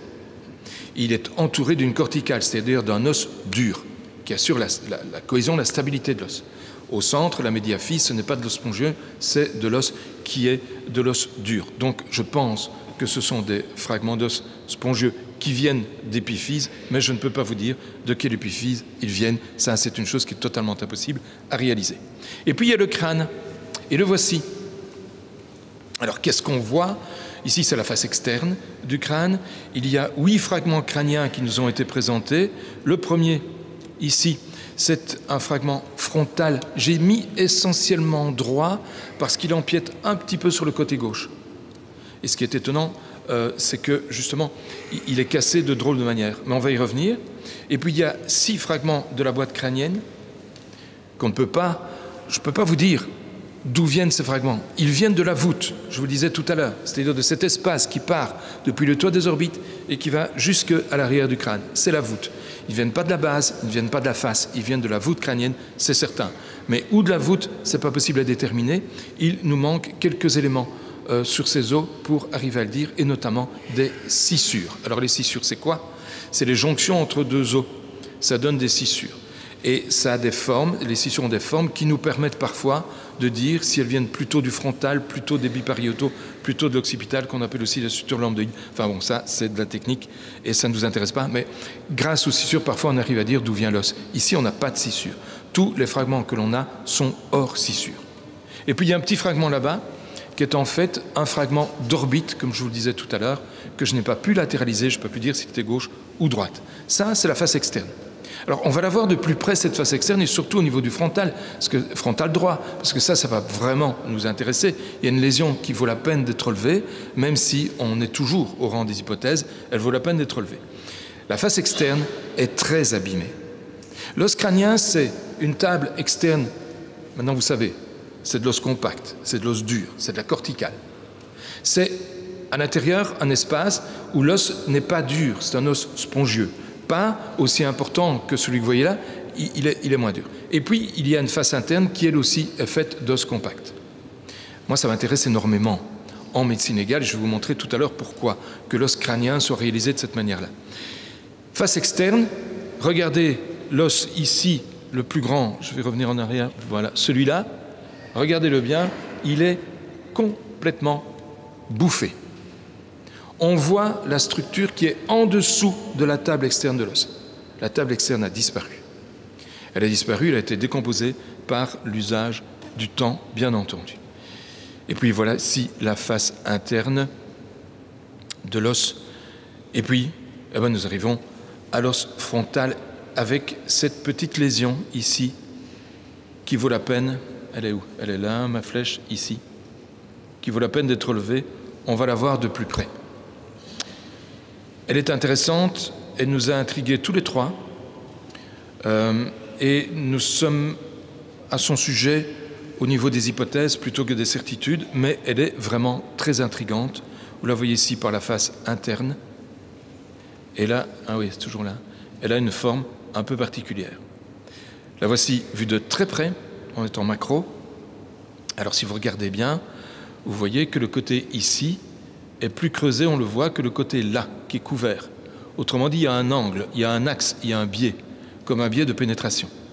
Et puis, il y a ici la face interne où on retrouve le même biais, et on voit que la coloration de l'os à cet endroit-ci n'est pas du tout la même que la coloration de l'os ici en périphérie. La coloration en périphérie, ce sont des fragments qui ont été créés post-mortem. La couleur blanche, maintenant vous le savez, doit vous l'évoquer. Par contre, ici, la couleur est une couleur un peu particulière qui ne fait pas penser à du post-mortem, mais qui fait penser, attention, je dis bien qui fait penser, il faut rester très prudent, à de l'antémortem, potentiellement en tout cas.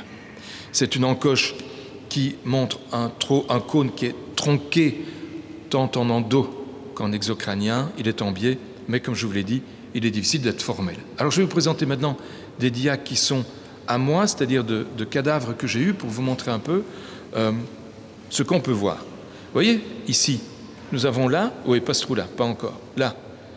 Ça, c'est une suture. Et je peux vous dire que c'est une suture lambdoïde. Non seulement parce que j'ai autopsié le bonhomme, mais en plus parce que ça se voit. La suture lambdoïde, c'est ce qui manque dans les os crâniens de Saint-Lambert. C'est de voir ces sutures, c'est-à-dire de voir ces jonctions entre les os. On ne les a pas. Bon, ça ne veut rien dire, ça veut juste dire qu'on ne les a pas. Il n'y a rien de méchant à ça. Ici, c'est une lésion par arme à feu. Quand la balle... Bon, à l'époque de Saint-Lambert, on est d'accord, il n'y a pas d'arme à feu, hein, c'est juste pour vous expliquer. Quand la balle rentre dans le crâne, elle perce d'abord la table la plus externe, et elle traverse le crâne, et puis elle perce la table la plus interne. Et vous avez une structure, comme vous voyez ici, en entonnoir, avec un biais, mais qui se trouve sur toutes les périphéries de la lésion, qui montre dans quel sens le projectile est passé. Sur un crâne, on ne peut jamais se tromper de sens de passage d'un projectile. Jamais. C'est pour ça que j'aimerais bien autopsier le crâne d'Albert Ier, mais jusque maintenant, je n'ai pas encore pu. Quoi qu'il en soit, ceci pour vous montrer que le crâne présente des lésions qui sont en général compatibles et qui montrent quelle est l'origine du coup qui a été porté. Ça aurait été un simple instrument piquant, vous imaginez un pic à glace, ça n'aurait jamais donné une lésion comme celle-là. Parce que pour celle-là, il faut une haute énergie, il faut une grande vitesse. Sans quoi, l'os se fragmente d'une façon totalement différente, et je vais vous le montrer avec la dia suivante. Ici, c'est un coup contondant, c'est un coup de marteau, en fait, qu'une personne a reçu sur la partie gauche du crâne, et qui a complètement défoncé la boîte crânienne, avec ici un enfoncement, et en périphérie, une dégradation de l'os, il est cassé à la périphérie également. Ici, c'est un coup piquant, c'est avec la pointe d'un couteau, c'est pris de très très près, hein. C'est avec la pointe d'un couteau que l'os a été fragmenté d'abord ici en forme de delta, mais objectivement, ça n'a rien à voir, il aurait pu être autrement, avec un défoncement périphérique. Il est rare, quand un objet touche le crâne, qu'il soit uniquement piquant, uniquement contondant ou uniquement tranchant. Uniquement contondant, il peut l'être. Mais le piquant qui va toucher le crâne est en général aussi un peu contondant, ce qui permet d'expliquer l'aspect de la lésion. S'il n'avait été que piquant, on n'aurait pas une cassure en périphérie. Il a été aussi contondant. Et dans la lésion que je vous montre ici, vous avez une lésion par un tranchant, c'est une hachette, et vous voyez la tranche de section, elle ressemble quand même vraiment à celle que l'on voit sur le crâne de Saint-Lambert, clairement. Il est contondant aussi, pourquoi? Eh bien parce que la fracture créée par la hachette ici au centre s'étend vers la périphérie des deux côtés et sans doute aussi à la base du crâne. Ça, c'est la preuve que cet objet avait une certaine inertie, c'est-à-dire un certain poids au moment de l'impact. Alors, si on se reporte au crâne de Saint-Lambert, là, on a vraiment envie de dire que la lésion que je vous ai montrée tout à l'heure est compatible avec, effectivement, un coup porté par un tranchant, sans savoir s'il est aussi contondant. Pourquoi? Parce qu'on n'a pas toute la lésion, on n'a qu'une partie de la lésion. On n'a que la partie visiblement supérieure de cette lésion, je pense, je vais y retourner, on n'a que la partie supérieure de cette lésion, celle qui touche le crâne dans sa partie la plus haute. Tout ce qu'il y a là autour, on ne l'a pas. Tout ce qui est en dessous, on ne l'a pas. On n'a pas conservé ce qui sans doute était à cet état-ci des fragments. Ils ont conservé le fragment essentiel, celui qui porte peut-être l'extrémité de la lance, comme on voit ici, des lances moyenâgeuses. C'est une possibilité, ce n'est pas une certitude. Personne ne sait, il n'est écrit nulle part, où Saint-Lambert a reçu le coup de lance qui lui a été mortel. Vous avez vu dans l'iconographie que je vous ai présentée sur la toute première dia que le coup de lance était porté au thorax. Pour d'autres, il est porté au crâne. Ici, on a un candidat potentiel, effectivement, pour un coup porté à hauteur du crâne.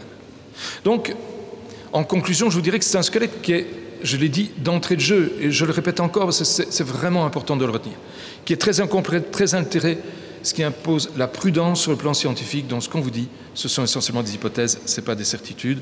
La taille, par extrapolation, et il faut être très précis, c'est par extrapolation, serait minimum 268 cm. D'après mes collègues, parce qu'ils sont plus doués que moi pour ça, il serait vraisemblablement âgé de plus de 40 ans et le squelette, ce qui n'est pas incompatible avec 50 ans et plus. Or, personne ne sait exactement quand est né Saint-Lambert. Alors la date de décès, nous avons tous en cœur dit que c'est 705, mais on n'en est pas totalement sûr non plus, ou je m'abuse. Donc l'âge qu'il avait au moment du décès, c'est très difficile à estimer. Tout à l'heure, je parlais avec Julien Maquet, il me disait, ben voilà, on sait que Saint-Lambert a été évêque pendant à peu près 30 ans, et on sait aussi qu'on ne peut pas être évêque à l'âge de 25 ans. Donc 25 plus 30, ça fait à peu près 55 ans, c'est bon. C'est bon. C'est bon, mais de toute façon, c'était bon. Sur le plan historique, on sait que c'est lui. Donc de toute façon, c'est bon. Ce qu'il y a, c'est qu'on ne peut pas être plus précis quant à l'âge et donc arriver à affiner sa date de naissance, sa date de mort.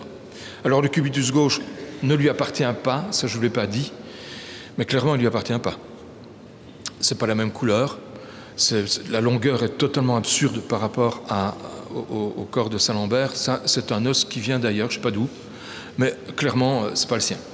Et puis, il y a une possible lésion crânienne, frontale, possible, je le répète, qui pourrait expliquer la cause de décès. Voilà ce qu'il y a moyen de dire, et je vous remercie de m'avoir écouté.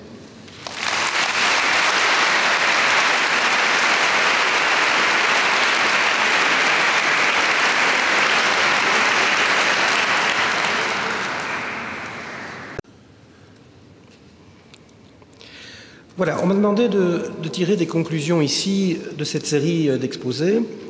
Alors je vais le faire en ouvrant des perspectives, pas en étant trop long, mais en m'intéressant plus particulièrement à des aspects méthodologiques qui font naturellement réfléchir l'historien, aussi en situant la démarche qui a été aujourd'hui exposée par rapport au travail des médiévistes actuellement. Alors, Monseigneur Delville a tout à l'heure retracé la vie de Saint-Lambert, il l'a fait avec brio, sur les traces d'ailleurs de Jean-Louis Cupert. Il n'a pas évidemment signalé les incertitudes qui entourent le récit en tant que tel. À dire vrai, cette biographie n'est pas parfaitement datée. Hein, on a une fourchette relativement large. Et comme ça vient d'être signalé aussi il y a quelques instants par Philippe Boxeau, on n'est pas tout à fait catégorique non plus sur la date de décès même, d'ailleurs, de l'évêque Lambert.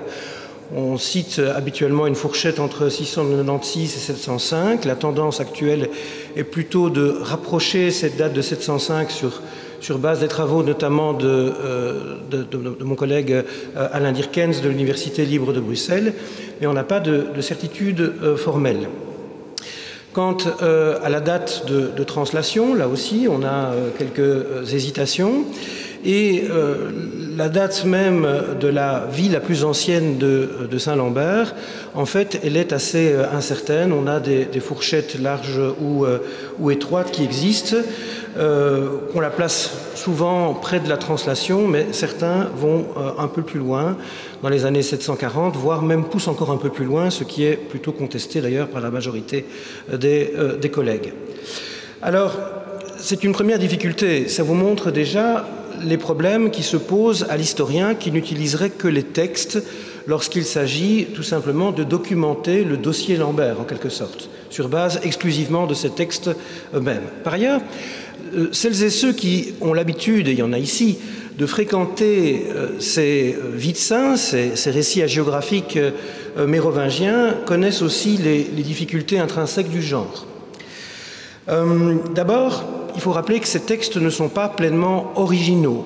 La notion de plagiat, par exemple, est absolument inconnue aux auteurs du Moyen-Âge, et particulièrement aux rédacteurs des vies de saints qui ont l'habitude d'aller rechercher des éléments descriptifs dans d'autres vies de saints antérieures et créer ainsi des récits qui sont finalement une espèce de patchwork avec des éléments qui sont tout à fait stéréotypés, ce qu'on appellerait des clichés littéraires, des topoi littéraires, d'une part, des éléments empruntés à d'autres modèles, hein, comme ça des prototypes en quelque sorte, notamment par exemple la vie de Saint-Éloi, on a parlé de la vie de Saint-Furcy aussi, ça s'est plus discuté, et des indications qui sont par contre tout à fait concrètes et originales. Et donc l'historien qui travaille avec ce genre de récit doit faire, comme l'avait fait avec brio, hein, comme l'a dit Monseigneur Delville tout à l'heure, le tri entre ces informations originales et les informations stéréotypées qui entourent finalement des récits qui ont des prétentions avant tout édifiantes. Tout ça vous montre donc bien la difficulté qui se pose aux historiens lorsqu'il s'agit de travailler sur la vie de personnages, hein, finalement, qui se situent à l'époque mérovingienne ou par après. Hein, pour le résumer brutalement, le futur saint patron du diocèse est mort à un moment que l'on ignore, en fait, au tournant du 7e et 8e. La source la plus fiable sur son décès a été écrite dans un laps de temps pas très éloigné de ce décès, mais un moment qu'on ne sait pas exactement situé, dans une fourchette relativement large, et elle est écrite à partir de matériaux composites et variables qui contiennent à la fois des stéréotypes, mais aussi des informations originales et précieuses qui ont été résumées tout à l'heure pour qui sait les lire. Alors, à dire vrai, cette situation qui vous semble finalement très nébuleuse ne l'est pas particulièrement pour des historiens spécialistes du Moyen-Âge. Nous avons l'habitude de travailler sur des dossiers de ce type aussi complexes. Et à dire vrai, le dossier de Lambert n'est pas le plus problématique, loin de là même, que l'on puisse avoir lorsque l'on travaille sur ces vies de saints mérovingiens ou carolingiens. Alors ça c'est le volet biographique en quelque sorte, hein, historique, complété d'ailleurs par d'autres sources, comme l'a rappelé aussi Jean-Pierre tout à l'heure. Maintenant, je vais me pencher sur le deuxième volet, qui est la rencontre avec les sciences en histoire. Alors, ça étonnera peut-être un certain nombre d'entre vous, hein, qui avaient peut-être encore une vision très traditionnelle des pratiques du métier d'historien, mais ça fait maintenant quelques décennies, et ça s'accélère particulièrement, que les historiens ont l'habitude de travailler main dans la main avec les archéologues et aussi avec les représentants des disciplines scientifiques, des sciences dites dures. C'est une tendance qui ne fait que s'accélérer ces dernières années. Par exemple, on étudie les restes de bois pour dater des charpentes, mais aussi pour reconstituer des séries climatiques, par exemple. On étudie l'ADN que l'on retrouve là aussi dans des vestiges humains, notamment dans la pulpe dentaire, par exemple, pour étudier aussi l'histoire des épidémies anciennes. On fait de la paléogénétique. On prélève des échantillons dans des couches glaciaires pour reconstituer l'histoire du climat ou de la pollution au fil des siècles. Tout ce qui semblait être de la science-fiction, encore au moment d'ailleurs où je faisais mes études en histoire, est maintenant devenu une pratique qui a véritablement irrigué les pratiques des historiens. Alors, c'est au point d'ailleurs qu'à l'université d'Harvard, par exemple, il y a un laboratoire de Science of the Human Past, dans lequel les historiens, les chimistes, les physiciens travaillent main dans la main. Alors, à dire vrai, l'approche qui a été proposée aujourd'hui par Philippe Boxeau est un tout petit peu plus ancienne, puisqu'on travaille déjà depuis un certain temps sur les traumatismes dans l'histoire, et c'est une pratique que l'on retrouve très fréquemment dans le champ archéologique, par exemple, où il y a en général des anthropologues qui étudient donc les squelettes humains et qui s'intéressent là aussi à la paléopathologie, donc qui regardent les différentes lésions qui se retrouvent sur les cadavres. Donc, c'est une démarche qui ressemble un peu moins à la science-fiction pour celles et ceux qui ont l'habitude de travailler sur ces sujets, mais qui, néanmoins, participe de ce rapprochement qui est, je crois, à mon avis, inéluctable entre sciences dures et sciences plus littéraires ou historiques, et qui apporte des résultats tout à fait intéressants. Alors, je vais apporter un petit bémol à ce que Philippe a dit tout à l'heure. Il y a déjà eu, en fait, un examen, semble-t-il, médico-légal, qui a été pratiqué véritablement sur Saint-Lambert, mais on n'en a rien comme trace. J'ai retrouvé une toute petite note en bas de page dans un ouvrage de Godefroy Kurt, bien connu, La cité de Liège au Moyen-Âge, et il dit à la page 48 du tome 1, dans une toute petite note, en 1896, lors de l'ouverture de la chasse du Saint, à laquelle on avait oublié de convoquer les historiens, vous voyez un petit peu l'amertume de Kurt, manifestement, le médecin qui examina le crâne constata à l'occiput une blessure profonde, dit-il. Donc manifestement, Philippe, ton collègue, était un peu plus affirmatif et plus brutal dans ses conclusions que toi, qui reste beaucoup plus prudent. Donc, alors, ces analyses, donc, on l'a vu, sont nécessaires et importantes. Encore faut-il évidemment les mettre au service d'un questionnaire scientifique. Je ne vais pas revenir sur ce que l'on pourrait appeler une certaine science spectacle qui existe aussi. Dans le champ français, par exemple, un collègue de Philippe fait son miel de travaux successivement sur Richard Coeur de Lion, Toutankhamon, les restes d'Hitler, Henri IV et j'en passe. Et donc, je crois qu'il faut rester assez sobre en la matière et se rappeler quand même que la connaissance historique, bien sûr, procède aussi de cette rencontre entre historiens, médecins, représentants des sciences dures, mais que la connaissance historique peut aussi progresser de manière plus modeste, en évitant le spectaculaire et en travaillant de manière un peu plus humble et ingrate, de manière parfois un peu plus traditionnelle. Alors, le danger, évidemment, de cette science spectacle, c'est aussi de forcer les conclusions et de vouloir offrir à la presse, par exemple, des conclusions spectaculaires qui brutalisent la réalité des faits, et ça, c'est évidemment un problème. Alors, ce que je voudrais dire dans les conclusions ici, premièrement, c'est féliciter Philippe pour sa prudence méthodologique. Il est resté vraiment dans le champ du scientifique en insistant bien sur le conditionnel. Il a parlé, comme on l'a vu, de lésions. On a vu finalement que l'espèce de puzzle osseux qui est devenu le corps de Saint-Lambert, parce que c'est bien de cela qu'il s'est agi aujourd'hui, dont il manque beaucoup de pièces, recelait encore finalement bien des mystères, et qu'il fallait rester extrêmement modeste dans les conclusions que l'on pouvait tirer. Donc c'est une attitude, personnellement, que j'ai appréciée, en contraste avec justement ce barnum médiatique que l'on rencontre parfois, notamment dans les cas que j'ai évoqués tout à l'heure.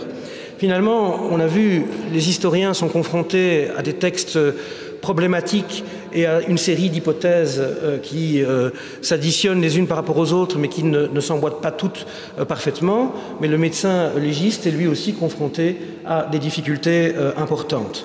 Philippe l'a bien dit, sous la forme d'une boutade, à la limite, on ne pourrait même pas affirmer que Lambert n'est pas une femme, sur base de ce qui nous a été présenté aujourd'hui. Les remarques sur son âge sont concordantes par rapport à ce que l'on peut supputer par rapport au texte, mais on a des marges relativement importantes. On a des pistes intéressantes sur le fait qu'il boite, et on a une possible trace de traumatisme, effectivement, hein, donc liée sur ce bout de fragment crânien, dont on peine finalement à identifier la nature, puisqu'il manque en fait toute la véritable partie de la lésion, si bien qu'on ne peut que supputer par rapport à l'arme même qui aurait, si tant est que cette lésion soit bien avérée, qui aurait frappé l'auguste chef de Lambert que l'on retrouve ici. Et donc, on peut émettre des hypothèses, contondants, tranchants, peut-être alors. De quelle arme s'agit-il? Traditionnellement, on évoque dans les textes, et le terme revient dans la vie de Lambert, mais il faut voir évidemment le crédit qu'on lui octroie dans la vie la plus ancienne. On parle effectivement de télum, un télo, c'est-à-dire une lance, probablement. Encore faudrait-il que ce soit exactement compatible. Et est-ce que l'on frappe prioritairement d'ailleurs à la tête avec une lance, qui est un instrument avec lequel on a l'habitude aussi souvent de percer des parties du corps qui sont plus tendres. Tout est une question de position du corps de Lambert. Il y a d'autres possibilités. Hein. Philippe et moi en discutions au téléphone à 18h environ avant cette conférence. Il y a d'autres possibilités, d'autres candidats possibles. Effectivement, un coup d'un instrument comme une hache, par exemple, ou alors une épée courte ou plus longue, hein, un scramasax, par exemple. C'est très difficile, évidemment, d'être particulièrement catégorique en la matière. Et donc, ce que j'apprécie, c'est évidemment, alors, cette prudence scientifique qui est la seule, à vrai dire, qui s'impose dans ce genre de contexte. Alors on peut y ajouter aussi quelque chose sur lequel Philippe n'est pas beaucoup revenu, c'est la présence de cet os incontestablement étranger qui appartiendrait à quelqu'un de petite taille, on aurait dit il y a quelques années un nain, on n'ose plus maintenant à cause du politiquement correct, qui manifestement n'appartient pas, en tout cas à Lambert, et qui est peut-être alors soit l'os d'un de ses compagnons, effectivement, on a signalé tout à l'heure qu'il avait un compagnon de plus petite taille, oui, ou qui provient simplement alors d'une espèce de mélange, à un moment donné, des ossements, et que l'on ait eu ouvert aux que l'on les mélangeait, donc plusieurs reliques et ossements, et que l'on n'ait pas procédé de manière particulièrement ordonnée. Donc là, on est évidemment condamné au stade des hypothèses. Alors Julien Maquet a bien montré que pour le dossier de Saint-Lambert, il n'y a pas de quoi faire ricaner les anticléricaux qui se placeraient dans le sillage des protestants, par exemple, de la Réforme, hein, qui ont beaucoup brocardé le culte des reliques et se sont souvent moqués de la tradition obscure ou douteuse qui entoure certaines d'entre elles. En effet, on a une tradition assez bien établie, en tout cas à partir du Moyen-Âge central, et donc on n'est pas dans les cas de figure les plus incroyablement obscurs, hein, puisque dans certaines vités, par exemple du Moyen-Âge, il arrive parfois que brusquement on redécouvre encore, à la suite d'une vision nocturne, d'une forme d'inspiration qui se produit parfois 100 ans, 200 ans, 300 ans après la mort du saint, auquel cas évidemment on est dans un cas de figure autrement plus délicat en matière de tradition. Ici, la translation de Lambert se place dans un délai raisonnablement court par rapport au décès, et donc on peut logiquement penser effectivement qu'il n'y a pas de grandes inquiétudes à avoir quant à la tradition de ces reliques. Ce n'est pas la plus embrouillée. Alors une dernière remarque, maintenant j'ai félicité en quelque sorte pour sa prudence méthodologique Philippe Boxeau. Je voulais moi aussi, comme lui, et comme ça a été fait par Bernard Wilquin et par Philippe après lui, remercier particulièrement pour son ouverture d'esprit Monseigneur Delville, qui a pris le risque finalement de l'examen d'une dépouille, celle d'un de ses prédécesseurs finalement. Il y a incontestablement donc une forme de danger à ce genre d'exercice, un risque qui, à mon avis, a été quand même pesé, calculé, hein, je n'en doute pas un seul instant. Je connais aussi, évidemment, les qualités d'historien, il ne faut pas l'oublier, la curiosité qui anime Jean-Pierre. Et il s'est peut-être dit d'ailleurs, de manière habile, que la validation des circonstances du martyre par un regard strictement scientifique et objectif d'un professeur de médecine, le fait peut-être aussi d'inviter à sa tribune par après un professeur de l'Université libre de Bruxelles, permettait d'apporter une forme de caution scientifique supplémentaire à la tradition millénaire qui entoure l'histoire de Lambert. Alors c'est un petit jeu dangereux, cela dit, hein, comme tu le sais Jean-Pierre, parce que l'examen des restes de ce type, et je vais donner deux exemples qui vont en sens tout à fait divers pour conclure ma conclusion en quelque sorte, peut amener à des résultats tout à fait différents. Alors le premier, c'est un exemple bien connu aussi des historiens, peut-être un peu moins du grand public, mais qui touche un autre évêque de Liège, qui a lui aussi passé un très sale quart d'heure à la fin de son existence. Il s'agit d'Albert de Louvain. Alors, Albert de Louvain, probablement moins connu, donc assassiné le 24 novembre 1192, donc vous voyez qu'il y a une longue tradition d'assassinat politique à Liège, depuis Saint-Lambert jusqu'à André Cols, en passant par Albert de Louvain. Albert de Louvain donc, a été assassiné par des espèces de spadassins, de mercenaires, qui ont été dépêchés par le souverain de Germanie, probablement en pleine complicité avec, là aussi, les comtes de Hainaut. Alors, lorsque l'on a examiné ces restes, vous pouvez voir, là par contre, on a tout le chef d'Albert de Louvain, qu'il a été particulièrement violemment défiguré, au point que l'analyse a corroboré en quelque sorte ce qui se retrouvait dans la tradition hagiographique, et on a pu ainsi évoquer un véritable assassinat rituel, un véritable massacre, dans lequel on a sciemment défiguré, fait éclater le visage du saint, comme si jamais on voulait en quelque sorte s'attaquer, comme le disait Jean-Louis Cupert déjà, dans une très belle étude publiée dans les feuillets de la cathédrale, comme si on voulait annihiler la dignité et la figure, à la fois épiscopale et même humaine, de la personne qui a été ainsi massacrée. Alors pour Lambert, on n'en est pas là, comme on l'a vu. Bon, évidemment, on n'a pas non plus la chance d'avoir un chef conservé de cette manière. Et donc, malgré ce que Kurt annonce, la question reste ouverte. Alors, je sais que Philippe a écarté tout à l'heure l'idée de faire des analyses au carbone 14 ou de pousser un peu plus loin certaines analyses. Je ne suis pas aussi catégorique. Et je trouve que malgré tout, on pourrait aller encore un peu plus loin. Le problème, évidemment, il est délicat, c'est que ces analyses, si jamais on fait des analyses de type paléoscientifique, c'est que ces analyses ont un caractère, entre guillemets, destructeur. Alors, destructeur, il faut s'entendre, on ne va pas évidemment faire fondre dans une éprouvette ou détruire les reliques complètes qui restent, qui sont déjà pas très nombreuses, comme on l'a vu, de Lambert. Il s'agit de prélèvements de plus en plus microscopiques, qu'en général on opère dans des zones non visibles, mais ça permet évidemment d'obtenir alors une datation carbone 14 qui n'est pas parfaitement absolue, il y a toujours une marge évidemment d'erreur, mais qui présente quand même des intérêts qui permettraient définitivement, en quelque sorte, de fermer pour l'avenir, ou en tout cas pour longtemps, le dossier Lambert une fois pour toutes. Ce serait donc intéressant. On pourrait aussi, d'ailleurs, se livrer à des analyses des isotopes stables, qui permettent, notamment par l'analyse du collagène, et là on est aussi dans une... Le corps n'est pas suffisamment ancien pour qu'on ne puisse plus le faire. Il faut d'ailleurs des corps beaucoup plus vieux pour qu'on ne puisse plus le faire.